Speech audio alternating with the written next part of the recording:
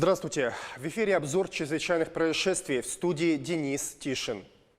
В начале выпуска о произошедшей накануне трагедии. 7 человек, в том числе 3 детей, утонули 15 июля во время купания в реке Лена. Как выяснилось, группа из 11 человек находилась на отдыхе на несанкционированном пляже на одном из островов.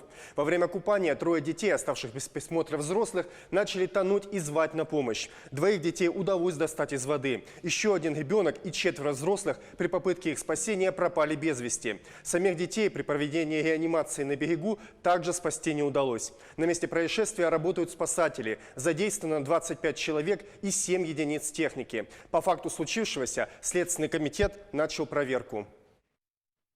Крупное ДТП произошло накануне в Горном районе. 15 июля около 11 часов на федеральной автодороге Вилюйск столкнулись микроавтобус Toyota Hiace с пассажирами и грузовой автомобиль Mitsubishi Canter. По предварительным данным, водитель микроавтобуса, который вез пассажиров из Якутска в Вилюйск, выехал на встречную полосу. После столкновения произошло возгорание транспортных средств. По предварительным данным, погибли 3 человека – водитель грузового автомобиля и 2 пассажира микроавтобуса. Еще 5 человек получили травмы. Детей среди погибших и пострадавших нет.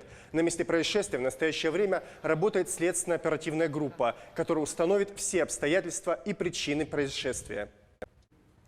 36-летний житель Якутии признан виновным в совершении преступления по статье мошенничества, совершенной группой лиц по предварительному сговору в особо крупном размере. Установлено, что обвиняемый разработал преступную схему по незаконному завладению земельными участками, расположенными вблизи дачных кооперативов Якутска. Обвиняемый вступил в сговор с 2 гражданами, которые изготавливали фиктивные протоколы собрания членов дачных кооперативов и предоставляли их в управление Росреестра по Республике Саха-Якутия. В период с июня 2016 года по июль 2017 года было зарегистрировано право собственности на 11 земельных участков. Сумма ущерба составила свыше 13 миллионов рублей. Суд приговорил подсудимого к 3 годам 6 месяцам лишения свободы с отбыванием наказания в исправительной колонии общего режима.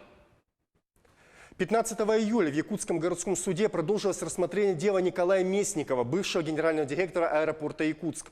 Он обвиняется в 2 эпизодах получения взятки в особо крупном размере и 3 эпизодах коммерческого подкупа. Напомним, по версии следствия, Николай Местников незаконно получил от фирм по упаковке багажа и по уборке более 27 миллионов рублей.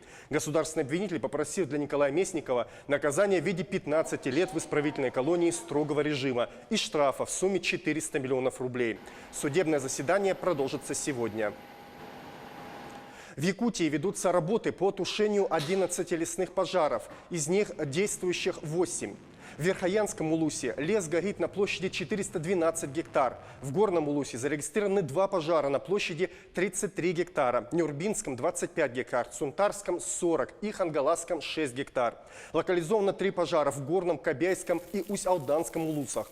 На тушение пожаров привлечено 390 человек, в том числе работники службы наземной охраны лесов, парашютисты и десантники пожарные, а также работники МЧС. Предварительная причина возгораний – сухие грозы. Десятки человек погибли и сотни тысяч остались без крова из-за наводнений в Южной Азии. Из-за ливней, продолжавшихся несколько дней, реки вышли из берегов. Подробности в репортаже «Рейтер», рассказывает Татьяна Гамозова. Сразу несколько стран Южной Азии пострадали от наводнений, вызванных муссонными дождями. На севере и северо-востоке Индии реки вышли из берегов, вынудив 1,5 миллиона жителей штата Ассам покинуть дома. Известно о 10 погибших. В штате Уттар-Прадеш вода местами уничтожила посевы.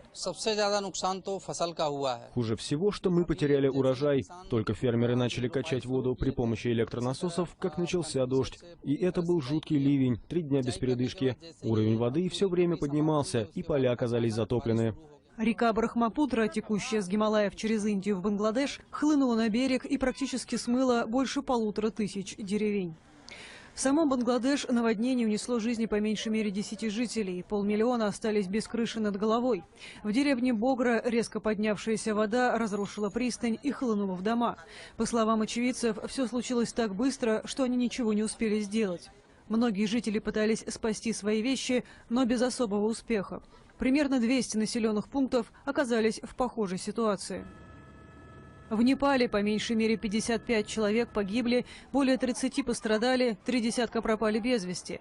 Тысячи людей остались без крова. Дождь здесь идет с четверга. Власти сообщили, что в некоторых районах он ослабевает, но уровень воды в реках на востоке страны по-прежнему на опасном уровне. Покинуть свои дома из-за наводнения были вынуждены более 18 тысяч жителей Мьянмы. Многие спасаются в храмах и школах. При этом один из временных лагерей сам оказался затоплен. Ливни привели также к оползням. Несколько автотрасс были заблокированы. Это была рубрика «Чрезвычайные происшествия». Берегите себя и до встречи в эфире.